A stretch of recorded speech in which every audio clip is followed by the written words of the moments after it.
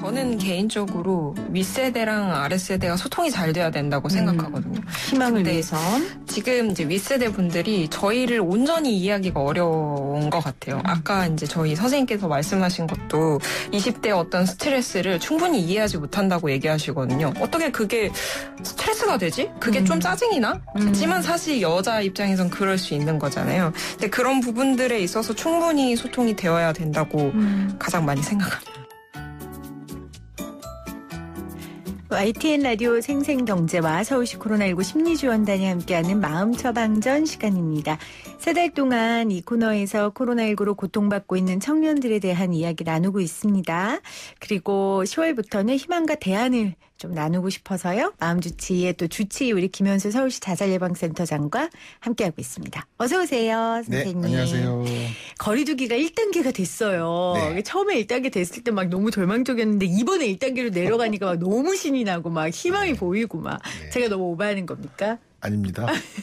뭐 대통령께서도 말씀하셨듯이 우리 국민이 노력해서 얻어낸 결과가 이 방역 1단계. 그래서 우리 국민이 좀 자랑스럽게 생각하실 필요가 있고 우리 모두가 정말 서로를 위해서 방역 규칙을 잘 지켜서 있는 일이다. 그래서 모처럼 즐거워하셔도 될 것 같습니다. 그리고 이렇게 장기간 긴 싸움을 할 때는 좀 이렇게 막 오바도 하고요. 좀 기뻐도 하고요. 막 감정이입도 하고 이런 게 굉장히 삶의 활력이 될 것 같아요. 그렇죠. 우리가 이제 무기력해지고 또 정서가 위축되고 그러면서 더 부정적일 수 있는데요. 이렇게 이제 우리 이 어려운 시기에 사소하지만 그래도 우리가 성취해낸 어떤 그 성취가 있을 때는 함께 기뻐하고 축하해 주는 게 정말 서로에게 중요한 격려와 응원이 되는 것 같습니다. 그래서 우리가 희망을 이야기하자라고 얘기하고 있잖아요. 오늘 그래서 희망을 함께 이야기해 주실 분을 모셨습니다. 정말 저는 청년들뿐 아니라 대한민국의 희망이라고 생각되는 분이라고 생각해요. 기본소득당의 용혜인 의원 나오셨어요. 의원님 어서 오세요. 네, 반갑습니다. 기본소득당 용혜인입니다. 와, 든든하다. 안녕하세요. 인사만들. 저 의원님 너무 뵙고 싶었어요. 아, 저도 꼭 나오고 싶었습니다. 그러게요. 우리 주치인 우리 김현수 선생님도 용혜인 의원 꼭 모셔야 된다고 희망을 얘기해 줄 분이라고 하셨는데 왜 그렇게 강추하셨어요, 선생님? 용혜인 의원을? 어쨌든 이제 정말 산업구조도 변하고 사회가 변천하는 과정 속에서 청년들에게 어떤 기본소득이라고 하는 게 정말 그 이슈를 맞아요. 그 희망이 되는 굉장히 중요한 이슈인 것 같은데 어쨌든 기본소득을 가장 줄기차게 외치면서 청년들에게 대안을 제시해줄 그런 젊은 의원 중에 한 분이라고 저는 생각해서 강력히 모시고 싶었습니다. 저도. 기꺼이 나와서. 더 열심히 하겠습니다. 가장 어리세요? 의원들 중에? 아니요. 그렇진 않고요. 세 번째죠. 저희가 뒤에서 세 번째입니다. 네. 그렇군요. 지금 국감 중이시고 또 국회 입성하신 지 한 100일 좀 넘었어요. 소감이 어떠세요? 어때요? 그 세계는? 뭐 이렇게 생각보다 제가 생각했던 거랑 비슷하기도 하고 좀 다르기도 한데요. 이제 많은 분들이 국회의원 하면 좀 왠지 이제 국민들 세금으로 놀고 먹는 것 같은 그런 느낌들 많이 받으시잖아요. 사실 저도 좀 그렇게 생각했는데 막상 국회에 들어오니까 또 열심히 일하시는 의원님들은 정말 새벽부터 밤늦게까지 정말 열심히 일하시더라고요. 그런 분들 보면서 저도 좀 자극을 받아서 모든 것이 다 처음 해보는 일인 국회 안에서 좀 열심히 하고 있습니다. 어때요? 우리가 국회하면 뭐 어르신들도 좀 많고 또 굉장히 위계질서가 있고 그 몇 선 했는지 배지도 굉장히 중요하고 그래서 이렇게 청년들이 거기서 기라도 필까 말이라도 할까 싶거든요. 거기다 이제 기본소득당이다 보니까 좀 어때요? 네, 사실은 청년이라는 이유로 좀 어렵다기보다는 국회 안에서 작은 정당이다 보니까 겪는 어려움들이 오히려 좀 더 큰 것 같기는 합니다. 그럼 그럴 때 어떻게 스스로를 막 동기부여해요? 아, 이런 말 해도 되나? 쫄지 마! 이렇게 하는 거죠. 그럼요. 맞아요, 의원님. 쫄디죠. 의원님 지금 우리 청년들이 의원님이 화두로 던진 주제들 그 의원님 의정활동에 얼마나 많은 분들이 관심을 갖고 있는데 쪼시면 안 됩니다. 오늘 이 마음처방전에서 우리 청년들을 대변한 이야기 좀 많이 해주셨으면 좋겠는데 저희가 이 코너를 통해서 코로나19로 사실 가장 어려운 계층도 청년이고 그런데 가장 지원을 못 받는 계층도 청년이다. 이런 얘기 많이 했거든요. 의원님도 이 말에 동의하세요? 네, 사실 이제 비일상 상태가 일상이 되면서 마음의 어려움을 겪는 건 사실 모든 국민들이 다 같은 마음일 거라고 생각하는데요. 근데 특히나 이제 청년들은 오늘을 살아가면서도 내일을 준비하는 시기를 살아가는데 이 언제 다시 일상이 돌아올지 모른다라는 기약 없음이 좀 많이 힘들게 하는, 마음을 힘들게 하는 지점이지 않을까. 아, 오늘을 살아내야 되면서 내일을 준비해야 되는데 기약이 없으니까. 내일이 기약이 없는 거죠. 아, 이 표현 진짜 마음에 와닿네요. 의원님도 이때 말고 지금 국회의원이시니까 청년 때 이런 좌절감 느낀 적 있으세요? 오늘은 살아내야 되는데 내일을 준비해야 되는 압박감? 근데 그런 어떤 불안함과 어떤 절박함 같은 것들은 있지만, 근데 지금은 사실 취업 창구도 다 막혀버린 상태. 예. 그리고 취업 창구가 막혔는데 사실 소상공인들이 다 어려워지면서 알바로 당장의 생계비도 구하기 힘든 상태. 이런 것들이 이전의 일상 시기보다는 좀 더 긴박한 시기이지 않을까라는 생각은 좀 들어요. 선생님, 우리가 뭐 늘 네. 100번 이야기해도 지나침이 없는 이 생계 때문에 어려운 문제가 결국 청년들뿐만 아니라 모든 사람들의 문제의 시작이다. 그렇죠? 네. 정신적인 어려움도 사실 이 생계의 문제가 어려울 때 시작되고요. 우리 의원님이 딱 표현을 긴박함이라고 해주셨는데, 이제 청년들은 하루하루가 긴박한데, 맞아요. 이제 기성세대가 볼 때는 지금 너무 살기 좋게 됐는데, 뭐가 긴박하냐, 이런 어떤 일상에 대한 느낌이 확실히 다른 것 같아요. 청년 세대가 맞아요. 느끼는 긴박함과 중장년 세대가 느끼는 긴박함은 이제 확실히 차이가 있다, 이렇게 저는 생각이 되고요. 그런 청년들의 긴박함을 좀 이제 어른들이 잘 알아주는 게 절실하다고 생각이 됩니다. 그 사실 저도 코로나19 때문에 마음이 어렵고 또 방송을 통해 어려운 사람들 만나는 게 어렵지, 사실 저는 일상을 살고 있거든요. 긴박하지 않죠. 오히려 좀 느슨해졌죠. 근데 우리 청년들은 정말 그 압박감, 긴박함이 말로 다 할 수 없는 스트레스가 될 것 같은데, 우리 의원님한테도 청년들이 직접 좀 코로나19 이후의 어려움들을 토로한 사람들이 있나요? 네, 아무래도 이제 취업 창구가 다 막히다 보니까, 그러니까 지금 당장 취업하는 것이 어렵더라도 사실은 올해 한 해만 더 1년 열심히 준비하면 그 다음엔 또 괜찮겠지, 그 다음엔 성공하겠지 같은 어떤 희망이 있었는데, 이 희망 없는 어떤 절망의 상태가 지금 1년 가까이 좀 지속되고 있는 것이 기본적으로 마음을 힘들게 하는 지점인데요. 근데 여기다 더해서 이제 방역을 위해서 이제 어쩔 수 없이 사회적 거리두기가 뭐 상향되기도 하고, 뭐 친구들을 만나거나 뭐 가족을 만나고 멀리 있는 가족을 만나거나 하는 어떤 일상적인 사회 관계들도 다 단절이 되다 보니 사실은 일상의 좀 어려움들을 다른 방식으로 해소할 수 있는 뭐 그런 창구들도 좀 많이 사라진 것이 힘들다라고 그렇죠. 많이들 이야기하죠. 의원님은 지금 대한민국이 네. 청년들을 위한 정책, 제도 얼마나 마련하고 있다고 평가하세요? 사실은 청년이라는 정책의 분야가요, 이전에는 전혀 없다가 2015년에 이제 그 임금 피크제라는 것이 이슈가 되면서 청년 문제가 좀 한국 사회에 전면으로 등장하기 시작했다라고 좀 보고 있고요. 사실 그 이전에는 청년 정책이랄 것이 없었다라는 생각이 드는데요. 예전에 비해서 많이 생기긴 했어요. 뭐 경기도에 청년 기본소득도 있고, 서울시 청년 수당, 뭐 취업 구직활동 지원금, 뭐 취업 성공 패키지 같은 다양한 정책들, 그리고 그 근로장려금 같은 것도 이제 나이도 많이 연령대가 낮아지면서 또 많은 청년들이 혜택을 보고 있기는 한데요. 근데 저는 지금까지 나오고 있는 청년 정책들 자체가 의미가 없는 것은 아니지만 우리가 좀 더 핵심을 좀 짚어볼 필요가 있다라고 좀 생각합니다. 그러니까 예전에 저의 선배들, 저의 부모님 세대들이 20대일 때는 아무리 지금이 먹고 살기 어려워도 내 미래엔 나보다 더 지금보다 잘 살 수 있을 거야라는 희망이 있었거든요. 네. 그러니까 처음으로 지금 2020년대는 부모 세대보다, 대한민국 이후에 부모 세대보다 가난한 자식 세대가 등장하고 있는 것이 저는 가장 큰 변화라고 생각하고요.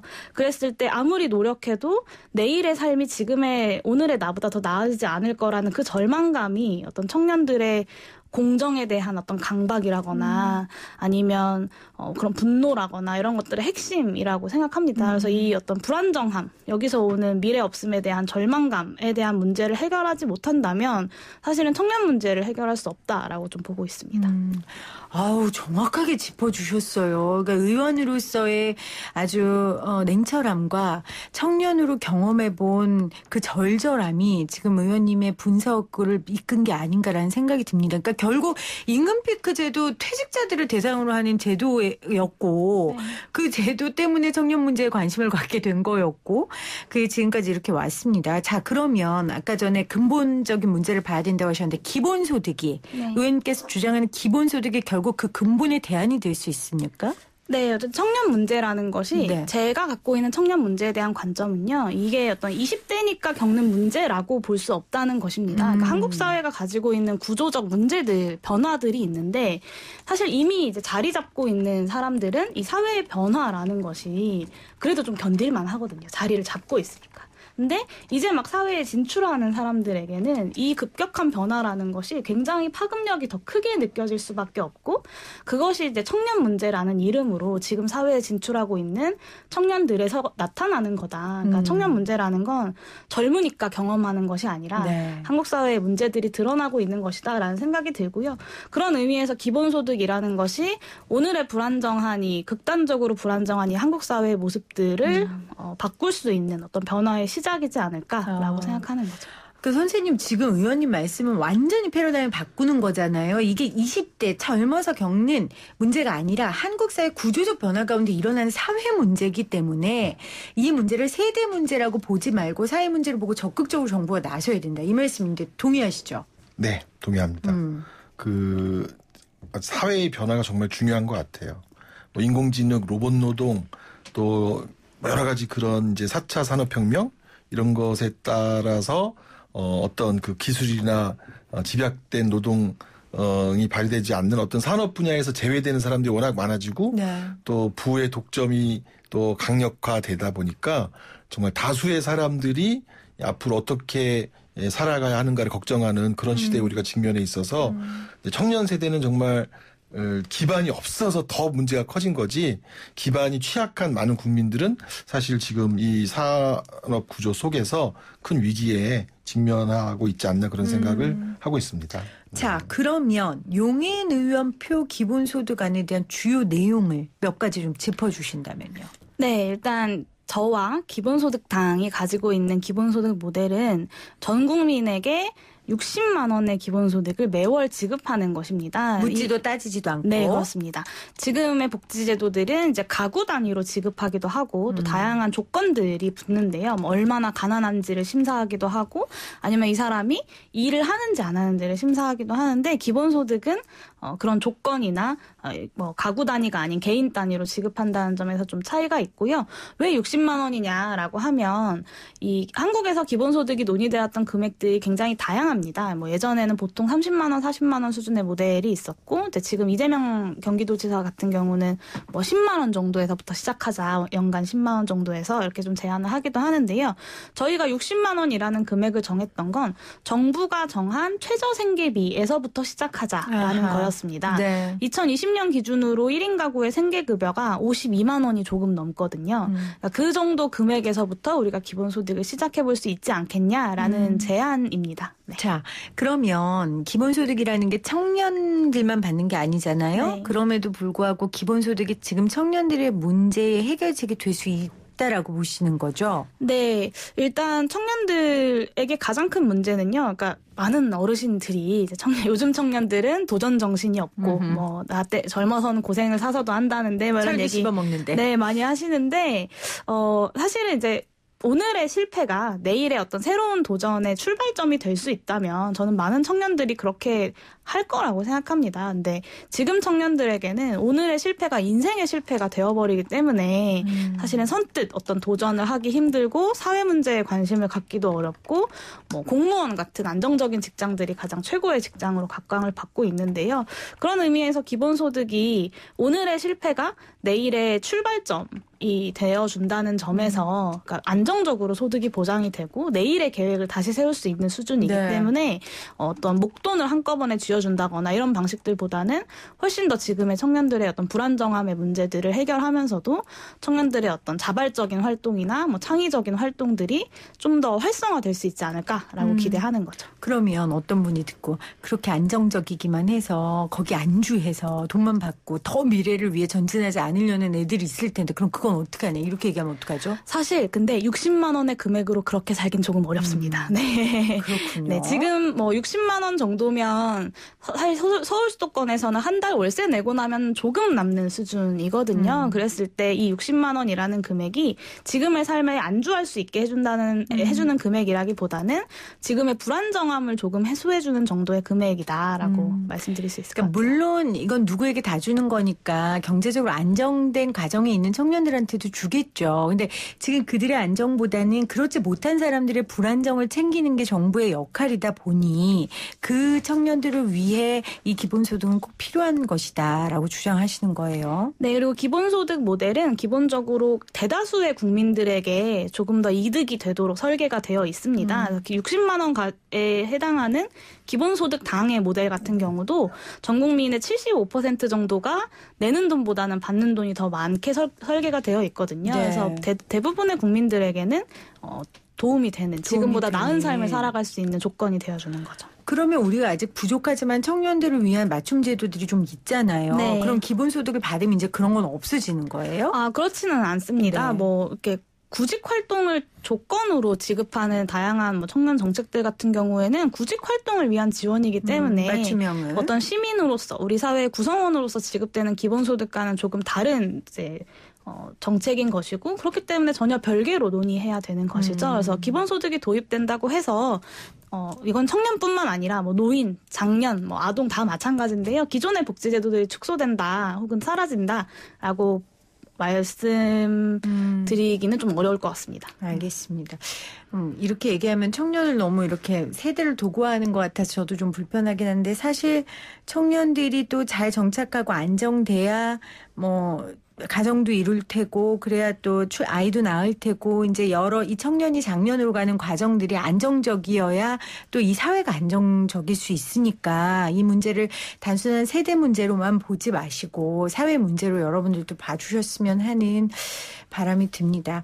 근데 아까 의원님도 어려서 고생하는 게 아니라 그 당이 소수당이어서 고생한다 하셨잖아요. 네. 그럼 이거 기본소득당 이거 정말 실현하려면 어떻게 해야 돼요? 산 넘어 산을 타는 것 같은데. 맞습니다. 산 넘어 산이긴 한데요. 네. 근데 이제 기본소득당이 21대 국회에 처음 진출할 때의 목표는 기본소득을 국회 안에서 공론화시키는 것이 첫 번째 목표였습니다. 근데 21대 국회가 임기가 시작하고 나서 얼마 되지 않아서 이제 모든 정당들이 다 기본소득을 이야기하기 시작했거든요. 그래서 어느 정도의 좀 분위기는 만들어졌다고 보고요. 다만 각자의 다양한 기본소득 모델들과 뭐 찬반의 입장들이 있는데요. 이것들 각각의 안에 대한 찬성 반대를 물으면 모든 안이 다 통과될 수 없는 아주 안타까운 결과를 그렇죠. 만들어낼 것이라고 생각하고요. 네. 그런 의미에서 좀 기본소득이라는 새로운 아이디어를 어떤 상품, 브랜드로서만 이제 소비하는 것이 아니라 각각의 정치 세력들이 좀 더 책임 있게 각각의 모델에 대해서 설명하고 설득하고 국민들에게 설득하고 그리고 이제 합의안들을 만들어가는 그렇죠. 공론화위원회 같은 방식으로 구체적인 실현 방안들을 만들어가자라는 제안을 좀 하고 있고요. 그런 의미에서 공론화위원회를 설치하는 법안을 좀 준비하고 있습니다. 한 걸음 나아가기 위한 발걸음을 딛고 계시는군요.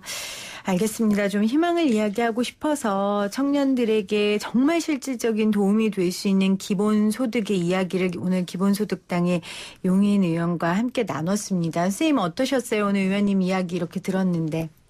어쨌든 이제 삶의 그 안정적 기반이 없는 청년들에게 60만 원이라고 하는 것이 그 안정을 가져다 줄 수 있는 그런 그야말로 자산이 될 수 있다는 생각을 저는 많이 합니다. 그래서 이제 보다 이 청년들이 안정적인 기반 하에서 좀 사회가 격차가 크지 않고 좀 평등한 기회를 주는 그런 사회가 되기 위해서는 그냥 저는 이제 기본 조건이다 이런 생각을 필수다. 하고 있어서요. 네.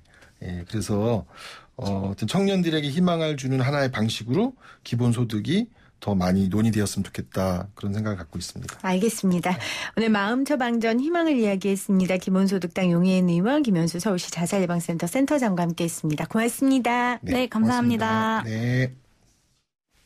네, 오늘 정답 3호펀드였죠. 많은 분들 정답 보내주셨어요. 5614님, 2194님, 4988-0934님, 다 새싹이시네요. 네, 3호펀드 보내주셨고요. 5209님은 3호펀드 이해 충돌로 공평한 사회로 가는 게 점점 멀어지네요. 라고 또 보내주셨습니다.